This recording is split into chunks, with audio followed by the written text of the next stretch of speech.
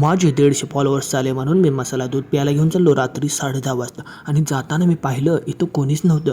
मला असं वाटत होतं की मला दिसत नाही आहे, की माझा भ्रम झालेला आहे. की समजताच मी समोर जाऊन पाहिलं आणि बघितलो की सर्व लोक आपलं सामान इथंच ठेवून गेले होते. परत सकाळी येणार, प्रार्थना करणार, परत जाणार. दत्त जयंतीची कार्यक्रम चालू होतं आणि रात्री 11 वाजता थर्ड शिफ्टचे गाबडे सगळे चालले होते कंपनीला आणि मी खुशाल चाललो होतो समोर. आणि हे बघा, मी चंद्राला पकडण्याची कोशिश करत होतो पण येत नव्हतं हातात. पकडलो लई वेळ प्रयत्न केल्यानंतर एकदा चंद्र माझ्या हातात आला आणि मी म्हणलो, चंद्र आणि माझी गर्लफ्रेंड दोन खूपसूरत आहेत. आणि आता पहा, मी आलो होतो तेवढ्यात भाऊ बसला होता.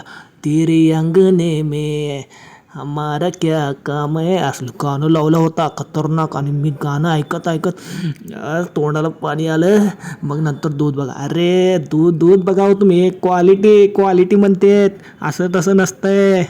एकदम खतरनाक घट्ट दूध होतं, एकदम स्वादिष्ट सुगंधित दूध पिल्यानंतर मला असं वाटलं आता स्वर्ग काय काय भेटलं नाही तरी चालेल. भाऊ खतरनाक. हे बघा कसं आहे क्वालिटी. आणि हे बघा चुंबा, अरे बस कर. हे मी म्हणतो माझ्या मित्राला सुधरत नाही आणि मध्येच. मग नंतर तेवढं दूध पितं नाही इथं बघितलं, तू काय बे, तू कोण आहे बे, असं म्हणत चालू झालं होतं इथं. रोड क्रॉस करायला तर त्यांनी समोरच आला होता. असं बघायला मला लय आवडतं मित्रांनो. रात्री 11 वाजता ते पण खतरनाक डेंजर. त्यांच्यामुळे ट्रॅफिक जाम होतं, अजून खतरनाक होतं. मग ते पण असं चालू होतं, त्यांचं भांडण चालू राहिलं. आम्ही तिथून निघून आलो. मग हे बघा थर्ड शिफ्टचे कामगार चालले होते, मी पण दूध पीत बघत होतो. मन चांगलं वाटत होतं माझं.